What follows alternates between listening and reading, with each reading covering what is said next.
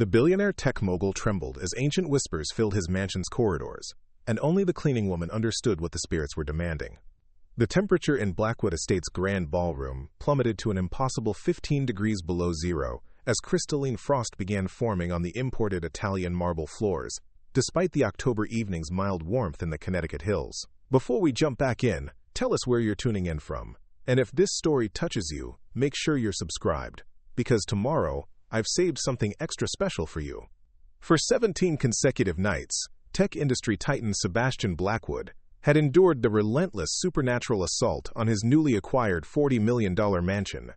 What had begun as subtle temperature drops and flickering lights had escalated into a terrifying display of paranormal fury that defied all rational explanation. Ornate crystal chandeliers swayed violently without any breeze. Ancient Sanskrit phrases echoed through empty hallways and voices that seemed to emanate from the very walls themselves, and shadows moved independently of any light source, forming intricate patterns that resembled symbols from forgotten civilizations. The 64-year-old founder of Quantum Dynamics Corporation had purchased the 19th-century estate 6 months prior, intending it to serve as both his primary residence and the venue for hosting influential investors and political figures. The mansion's impressive pedigree included previous ownership by railroad barons, oil tycoons, and even a former ambassador to India who had lived there during the early 1900s.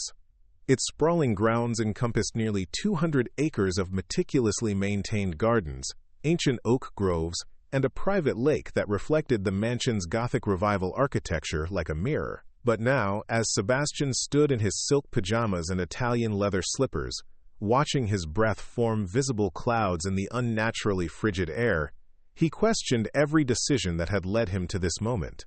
The mansion's previous owners had never mentioned any supernatural disturbances during the extensive due diligence process. The property inspection had revealed only minor structural issues typical of a building constructed in 1847.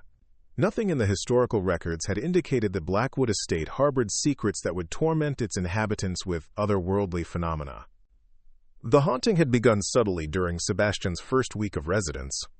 Doors would creak open at precisely 3:17 each morning, always the same time, always the same sequence, starting with the library on the ground floor and progressing methodically through each room until reaching the master bedroom on the third floor. Initially, Sebastian had attributed these occurrences to the mansion's age and the settling of ancient timbers, but the pattern's unwavering consistency soon dispelled any rational explanations. By the second week, the temperature anomalies had intensified. Certain rooms would become unbearably cold while others remained normal, with no apparent connection to the mansion's heating system or external weather conditions. Sebastian had summoned HVAC specialists, building engineers, and even electromagnetic field experts, but none could identify any mechanical or scientific cause for the dramatic temperature fluctuations that seemed to follow no logical pattern. The third week brought the voices. At first they were barely audible whispers that Sebastian convinced himself were merely the wind moving through the mansion's numerous chimneys and ventilation systems. But the whispers grew louder and more distinct, forming syllables and phrases in a language he couldn't identify. The sounds seemed to originate from within the walls themselves, as if the very structure of the building had acquired the ability to speak. By the fourth week, Sebastian had contacted Dr. Marcus Rothfield, a renowned parapsychologist from Yale University, who specialized in investigating unexplained phenomena in historic properties.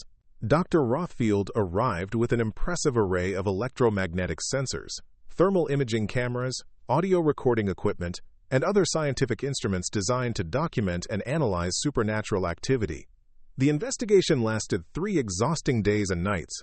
Dr. Rothfield's equipment registered temperature drops of up to 40 degrees in specific locations, electromagnetic field fluctuations that defied conventional physics, and audio recordings that captured voices speaking in what the professor identified as an ancient form of Sanskrit.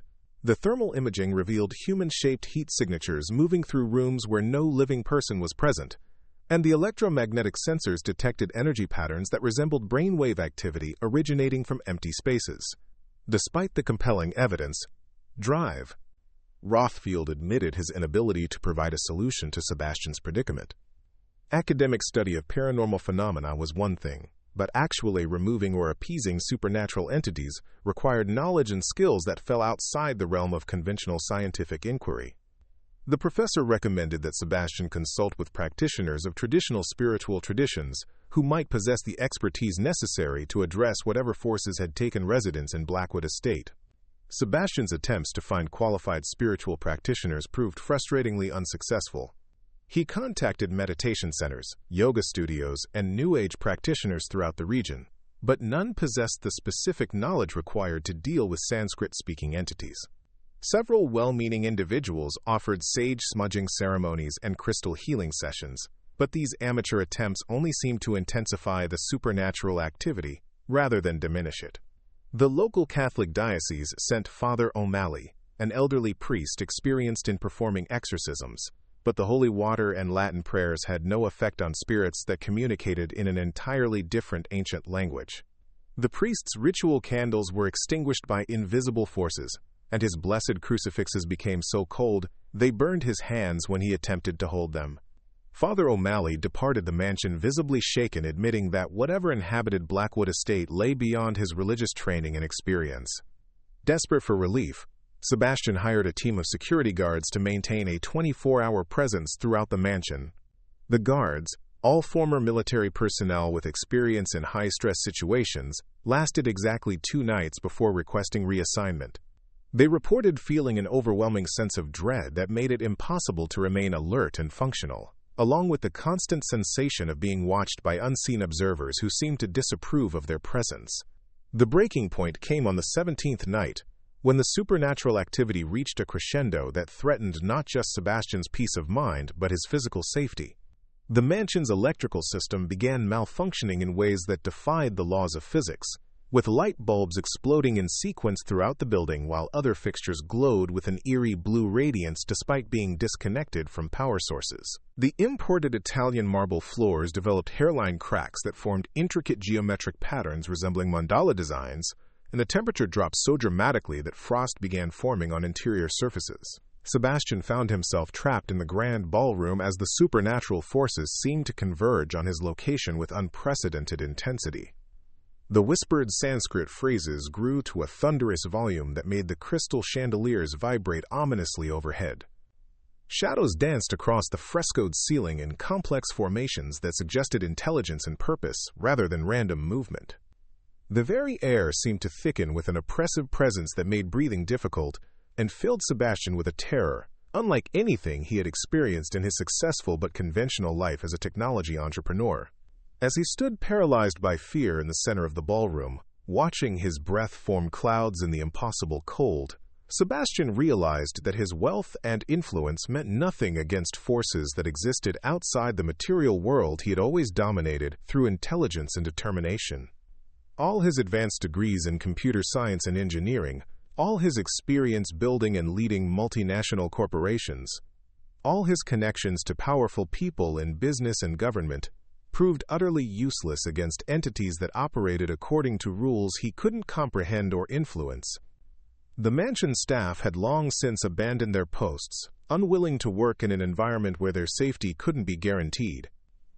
The head butler, who had served the previous owners for over 30 years, had resigned immediately after witnessing a tea service levitate and hurl itself against the dining room walls, with enough force to shatter the antique porcelain into thousands of pieces. The chef had quit after finding his kitchen knives arranged in ritualistic patterns each morning despite being securely stored in locked drawers.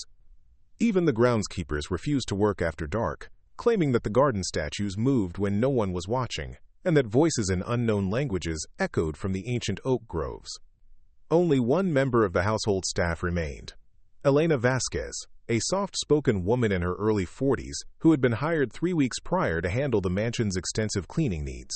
Unlike the other employees who had fled at the first sign of supernatural activity, Elena continued to arrive each morning at precisely 8 o'clock, methodically working her way through the mansion's 47 rooms with the same quiet efficiency she had displayed since her first day of employment. Sebastian had barely noticed Elena's presence during her initial weeks of service. She moved through the mansion like a ghost herself, completing her duties with minimal interaction and never drawing attention to her work.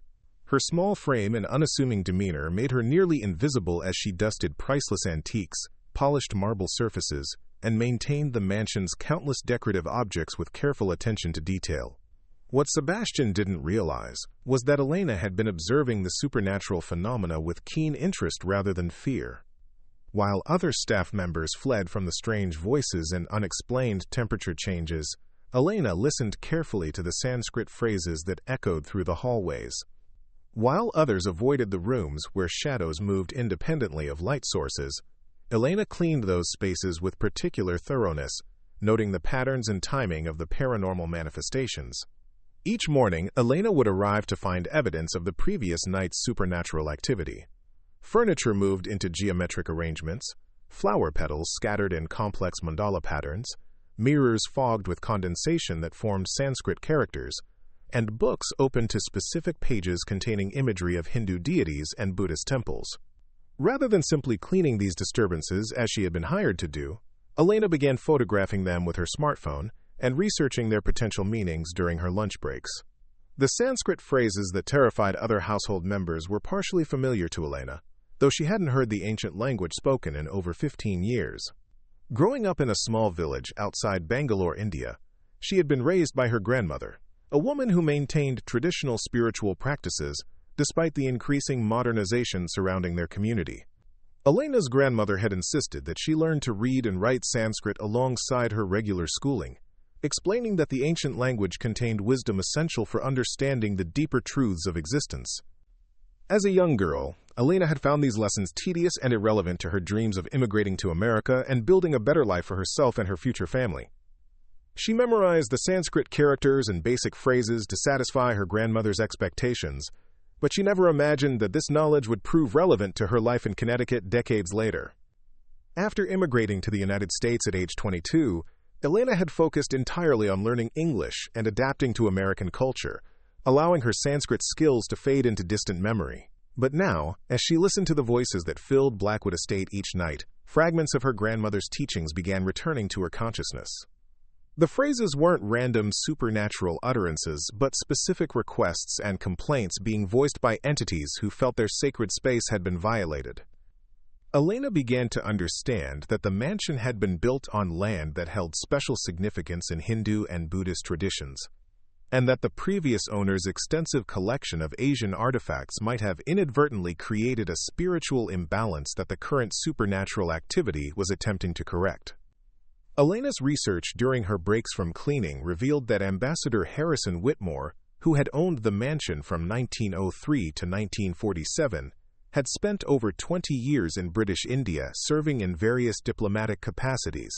During his tenure, he had amassed an enormous collection of Hindu and Buddhist artifacts, many of which had been removed from temples and sacred sites under circumstances that would now be considered cultural appropriation or outright theft. These objects, now displayed throughout Blackwood Estate as decorative items, included ancient statues of deities, ritual implements used in sacred ceremonies, and manuscripts containing powerful mantras and invocations. The supernatural entities haunting the mansion weren't malevolent spirits seeking to harm Sebastian, Elena realized, but guardian beings attempting to restore proper respect and recognition to sacred objects that had been treated as mere curiosities for over a century. The Sanskrit phrases they repeated were traditional prayers and mantras requesting that the artifacts be treated with appropriate reverence and that the space be purified according to ancient protocols. Elena understood that she possessed the knowledge necessary to resolve the supernatural crisis plaguing Blackwood Estate, but she hesitated to reveal her capabilities to Sebastian. Her position as a cleaning woman meant that she was virtually invisible to him and the other wealthy, educated people who occasionally visited the mansion. She had learned from experience that people of Sebastian's social class rarely took seriously anything said by domestic workers, especially immigrant women whose accented English might make them seem less credible or intelligent. During her 3 weeks of employment, Elena had overheard Sebastian's phone conversations with experts, consultants, and spiritual practitioners, all of whom commanded high fees and impressive credentials despite their obvious lack of relevant knowledge. She had watched Dr. Rothfield's elaborate investigation with its expensive equipment and academic methodology, knowing that his scientific approach would document the phenomena without providing any practical solutions. She had observed Father O'Malley's traditional Catholic exorcism ritual, understanding immediately why it had failed to address Hindu and Buddhist spiritual concerns. The irony wasn't lost on Elena that she, the cleaning woman earning minimum wage to dust and vacuum, possessed the exact expertise that Sebastian had been desperately seeking for weeks, while spending thousands of dollars on ineffective consultations. Her grandmother's insistence on traditional Sanskrit education, which had seemed irrelevant and burdensome during Elena's youth, now represented the key to resolving a supernatural crisis that threatened a billionaire's peace of mind and physical safety. Preparing and narrating this story took us a lot of time, so if you are enjoying it, subscribe to our channel. It means a lot to us. Now, back to the story. As Elena went about her cleaning duties on the morning after the 17th night of supernatural activity, she could see that Sebastian's condition was deteriorating rapidly. The stress of the ongoing haunting had taken a visible toll on his health and mental state. Dark circles under his eyes indicated weeks of disrupted sleep.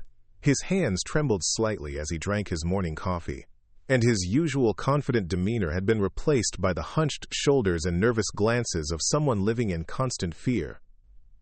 Elena found Sebastian in his study, staring blankly at his computer screen while neglecting a breakfast that had grown cold on his desk. The room's temperature was noticeably lower than the rest of the mansion, and she could see frost forming on the windows despite the autumn sunshine outside.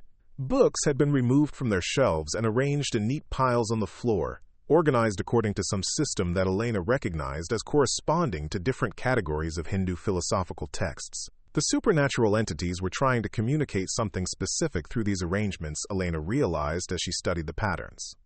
They weren't simply creating chaos, but were attempting to educate Sebastian about the sacred nature of the artifacts he unknowingly possessed. Each book pile corresponded to a different deity or spiritual concept represented in Ambassador Whitmore's collection, and the geometric arrangements suggested specific rituals that would be required to properly consecrate the space and appease the guardian spirits. Elena continued her cleaning work while observing Sebastian's deteriorating condition, knowing that she faced a difficult decision. She could maintain her invisible status as just another domestic worker, collecting her modest paycheck while watching a fellow human being suffer from forces she understood how to control.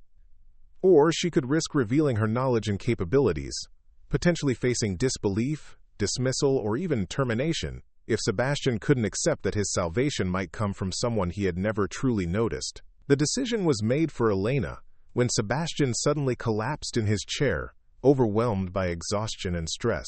His breathing became labored, and his skin took on an unhealthy pallor that suggested the supernatural assault was beginning to affect his physical health in ways that could prove dangerous. Elena realized that her moral obligation to help a person in distress outweighed her concerns about social hierarchies and workplace protocols. Setting down her cleaning supplies, Elena approached Sebastian's desk with quiet confidence.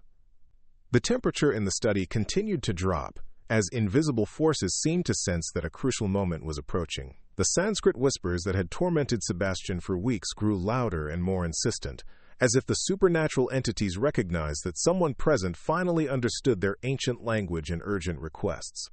As Elena prepared to speak the words that would change everything, frost continued forming on the study's windows in patterns that resembled the sacred geometry found in traditional Hindu and Buddhist mandalas. The guardian spirits were waiting to see if their desperate attempts at communication had finally reached someone who possessed the knowledge and respect necessary to restore balance to the sacred objects that had been displaced from their proper cultural context for over a century.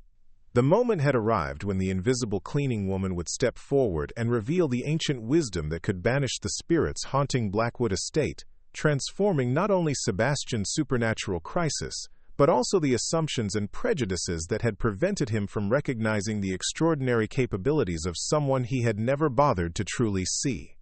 Elena moved closer to Sebastian's desk as the ancient voices grew more insistent, their Sanskrit phrases echoing through the study with increasing urgency. The frost on the windows had formed intricate patterns that she recognized as sacred geometric designs used in temple ceremonies throughout India. Taking a deep breath, she spoke in clear, precise Sanskrit, her voice cutting through the supernatural cacophony like a blade through silk. Namaste, divine guardians. I hear your sacred words and understand your righteous concern for these displaced treasures. The effect was immediate and dramatic. The whispered voices ceased their urgent chatter, replaced by a profound silence that seemed to fill every corner of the mansion.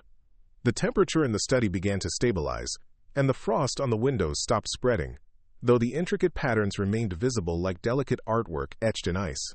Sebastian's head snapped up from his desk, his exhausted eyes widening in disbelief as he stared at Elena. "You spoke to them," Sebastian whispered, his voice hoarse from weeks of sleepless nights. "They stopped because you spoke to them." Elena nodded calmly, maintaining her composed demeanor despite the magnitude of what had just occurred.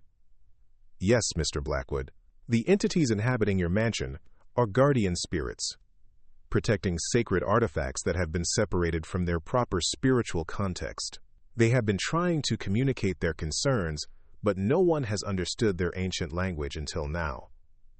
Sebastian struggled to process this revelation, his analytical mind grappling with the impossibility of what he had witnessed. "But you're the cleaning woman. How do you know Sanskrit? How do you understand what these things want?" Before Elena could respond, a gentle breeze moved through the study, despite all windows being closed, carrying with it the subtle fragrance of sandalwood and jasmine. Books began lifting themselves from the organized piles on the floor, floating gracefully through the air to arrange themselves on the desk in front of Elena. Each volume opened to specific pages displaying images of Hindu deities and Buddhist teachings, as if the spirits were presenting evidence to support her explanation. "I was raised by my grandmother in a village near Bangalore," Elena explained as she watched the supernatural display with calm fascination rather than fear. "She was a scholar of ancient traditions who insisted I learn Sanskrit alongside my regular education. She believed that understanding the classical language was essential for preserving our cultural heritage, even though I wanted to focus only on subjects that would help me succeed in America." Sebastian observed the floating books with a mixture of terror and wonder, unable to reconcile the gentle woman standing beside his desk with the extraordinary knowledge she was demonstrating.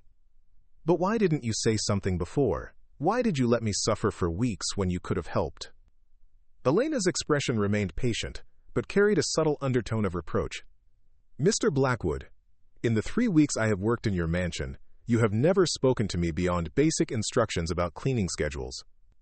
You have never asked about my background, my education, or my experiences. Like most domestic workers, I have been functionally invisible to you, valued only for my ability to maintain your surroundings without drawing attention to myself." The truth of her words struck Sebastian with uncomfortable force. He realized that despite Elena's daily presence in his home, he knew virtually nothing about her as a person. She had been a service provider, not a human being with her own story, knowledge, and capabilities. The same blindness that had made him overlook her potential had also prevented him from accessing the solution to his supernatural crisis. "The spirits have shown remarkable patience," Elena continued, as the floating books gently settled onto the desk in perfect alignment. "They could have caused much more serious harm if their intentions were malevolent. Instead, they have been trying to educate you about the sacred nature of the artifacts you possess and the proper protocols for housing them respectfully." Sebastian studied the open books, noting that many contained detailed illustrations of statues and ritual objects that matched items displayed throughout his mansion. "You're saying that Ambassador Whitmore's collection is causing this haunting? Not the collection itself, but the manner in which these sacred objects have been treated for over a century," Elena clarified. "Many of these artifacts were removed from active temples and spiritual sites during the colonial period, often without proper ceremonies to transfer their spiritual significance. They retain powerful connections to the divine entities they were created to honor, and those guardians have been trying to ensure their proper treatment." A soft chiming sound filled the study, like distant temple bells carried on an impossible wind. Elena closed her eyes and listened intently to Sanskrit phrases that were now being spoken in reverent, grateful tones rather than the urgent demands that had characterized the previous weeks of haunting. "They are expressing appreciation that someone finally understands their concerns," Elena translated. "But they also indicate that significant work must be done to properly consecrate the space and restore appropriate reverence to the sacred objects." Sebastian leaned forward in his chair, his business instincts engaging despite his exhaustion. "What kind of work? What do they need me to do?"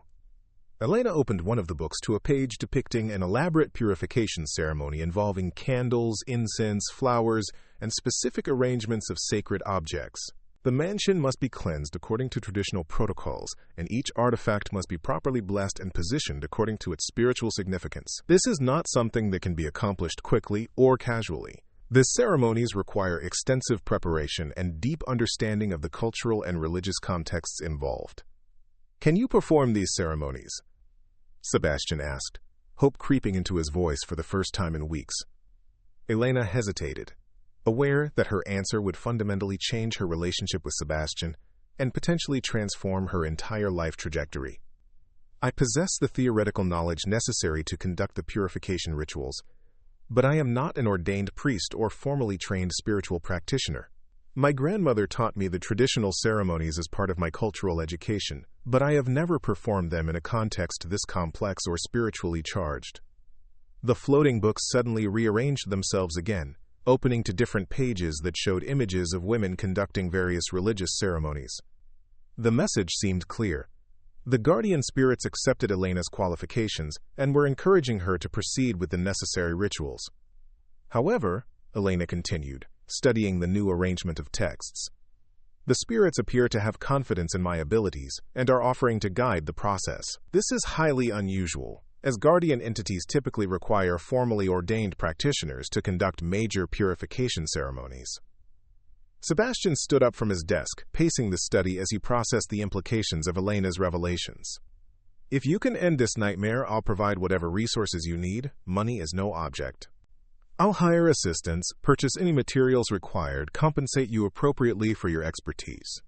The compensation necessary is not monetary, Mr. Blackwood, Elena replied quietly.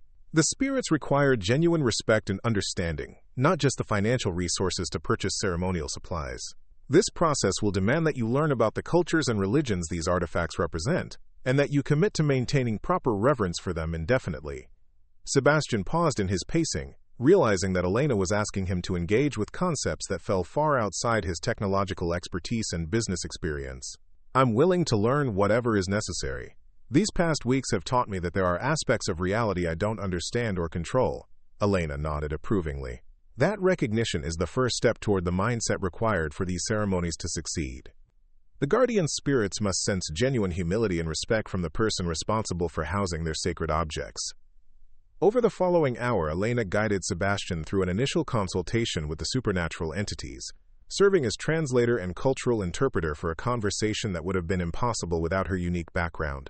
The spirits, speaking through Elena's translation, explained that Ambassador Whitmore had acquired over 200 sacred artifacts during his diplomatic service in India, many of which had been improperly removed from active temples and ceremonial sites.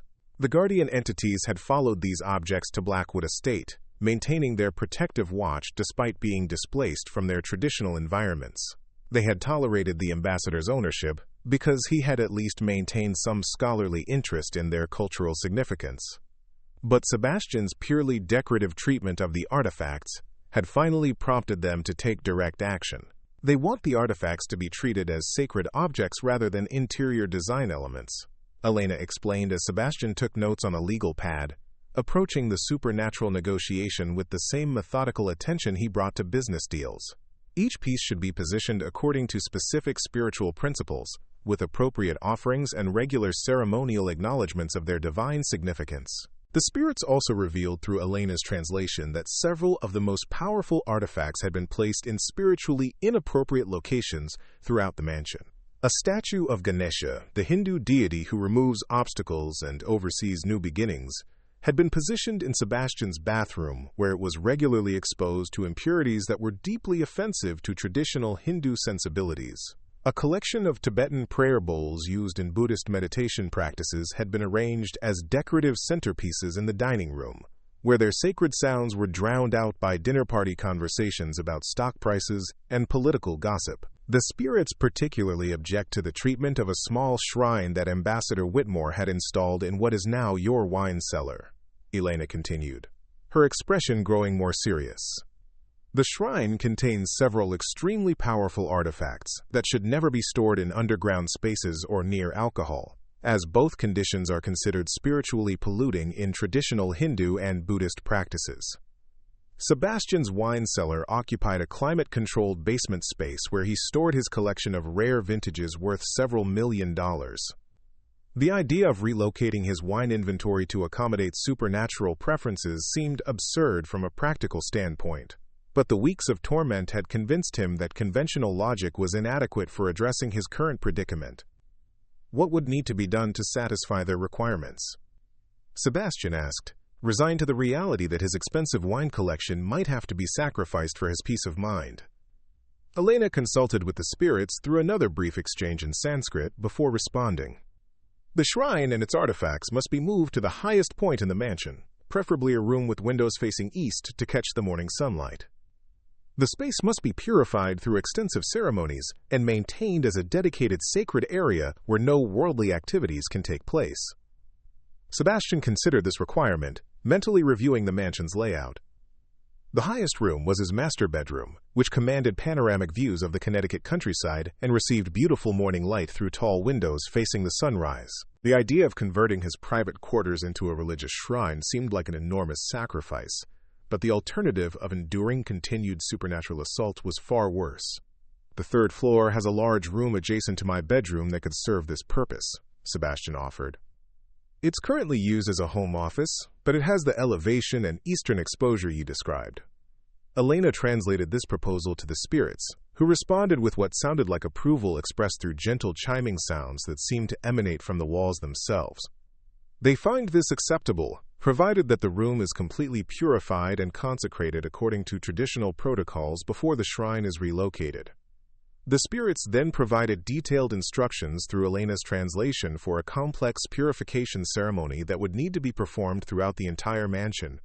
The process would require specific types of incense made from rare herbs, flowers that held particular significance in Hindu and Buddhist traditions, sacred oils for anointing doorways and windows, and the chanting of numerous mantras at precise times coordinated with astrological calculations.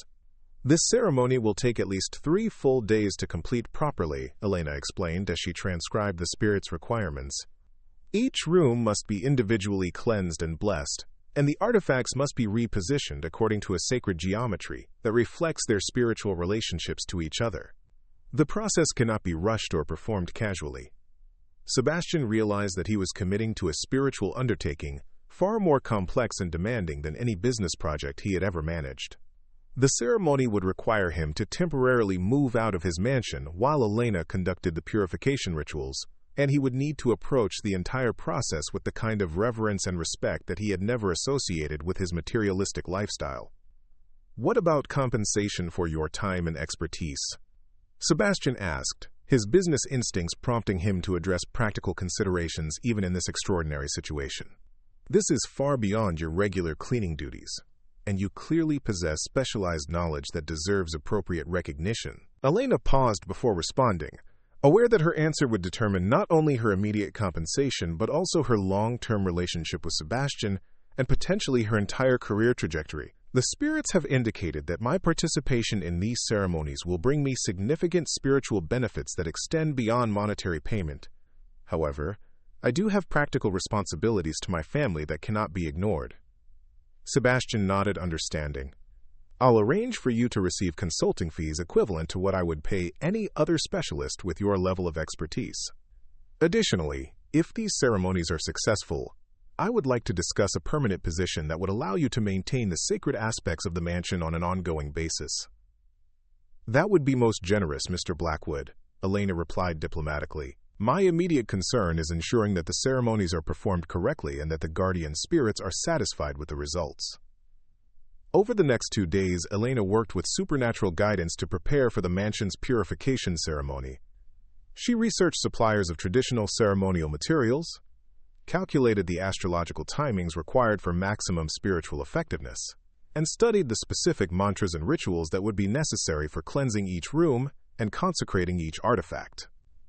Sebastian, meanwhile, found himself experiencing a crash course in Hindu and Buddhist philosophy, as Elena explained the cultural and religious contexts underlying the purification process. He learned about the concept of sacred space in Eastern traditions, the spiritual significance of various deities represented in his artifact collection, and the complex relationships between material objects and divine consciousness that made the guardian spirit's presence both logical and necessary. The transformation in Sebastian's understanding extended beyond mere academic knowledge to a fundamental shift in his worldview. For the first time in his adult life, he was confronting realities that couldn't be controlled through wealth, technology, or conventional problem-solving approaches. The supernatural crisis had forced him to acknowledge the limitations of his materialistic perspective and to consider that there might be dimensions of existence that required entirely different forms of wisdom and respect. On the morning designated for beginning the purification ceremony, Elena arrived at Blackwood Estate, dressed not in her usual cleaning uniform, but in a simple white cotton dress that reflected traditional Indian ceremonial attire. She carried a leather satchel containing the various herbs, oils, flowers, and other materials required for the complex rituals she would be performing over the next 3 days. Sebastian had relocated to a nearby hotel as Elena had requested, but he returned to the mansion to observe the beginning of the ceremony and to receive final instructions about his role in maintaining the sacred practices after the purification was completed. He found Elena in the grand ballroom, arranging white lotus flowers in geometric patterns, while softly chanting mantras that seemed to resonate through the building's very structure. The temperature in the ballroom had returned to normal for the first time in weeks, and the oppressive atmosphere that had made the mansion feel haunted and threatening had been replaced by a sense of peaceful anticipation. Sunlight streamed through the tall windows, illuminating Elena's ritual preparations with a golden radiance that seemed to enhance the spiritual significance of her work. "The guardian spirits are pleased with these preparations," Elena reported as she completed the flower arrangements. "They have indicated their willingness to guide the ceremony and to accept the mansion as a properly consecrated space for housing their sacred objects, provided that you maintain the protocols we have discussed." Sebastian watched in fascination as Elena began the opening rituals, lighting specially prepared incense that filled the ballroom with fragrances he associated with the temples he had visited during business trips to India, but had never truly appreciated. Her movements were precise and graceful, reflecting years of childhood training that had seemed irrelevant at the time but now proved essential for resolving his supernatural crisis. As Elena chanted in Sanskrit, her voice carrying clearly through the mansion's acoustics, Sebastian reflected on the extraordinary turn of events that had brought him to this moment. 3 weeks ago, he had been a successful but conventional businessman whose primary concerns involved stock prices, market projections, and technological innovations. Now he was witnessing ancient spiritual practices being performed in his home by a woman whose capabilities he had completely overlooked, despite her daily presence in his life. The ceremony continued throughout the day, with Elena moving systematically through each room of the mansion while performing specific purification rituals tailored to the spiritual requirements of the artifacts housed in each space. Sebastian observed portions of the process, noting how Elena's demeanor had transformed from that of a quiet domestic worker to a confident spiritual practitioner whose knowledge and authority commanded respect from both human and supernatural observers. By evening, the mansion felt completely different. The sense of oppressive presence that had made Sebastian feel like an unwelcome intruder in his own home had been replaced by an atmosphere of peaceful coexistence. The temperature remained stable throughout all rooms. The mysterious voices had been replaced by an almost musical quality to the natural sounds of the building settling, and the shadows no longer moved independently of their light sources. "The first day of purification has been successful," Elena reported as she completed the evening's final rituals. "The guardian spirits have accepted the ceremonial offerings and have agreed to remain peaceful while we complete the remaining work of properly positioning and consecrating their sacred objects." Sebastian expressed his gratitude not only for Elena's supernatural intervention, but also for the patience she had shown in educating him about concepts that challenged his fundamental assumptions about reality. He realized that the haunting of Blackwood Estate had served not only as a spiritual crisis, but also as an opportunity for personal growth that would have been impossible to achieve through conventional means. The successful beginning of the purification ceremony marked the start of Elena's transformation from invisible domestic worker to recognized spiritual authority, whose expertise commanded both supernatural respect and human recognition. For Sebastian, it represented the beginning of a new understanding of wealth, power, and responsibility that extended far beyond material success to encompass cultural sensitivity and spiritual awareness. Up next, you've got two more standout stories right on your screen. If this one hit the mark, you won't want to pass these up. Just click and check them out.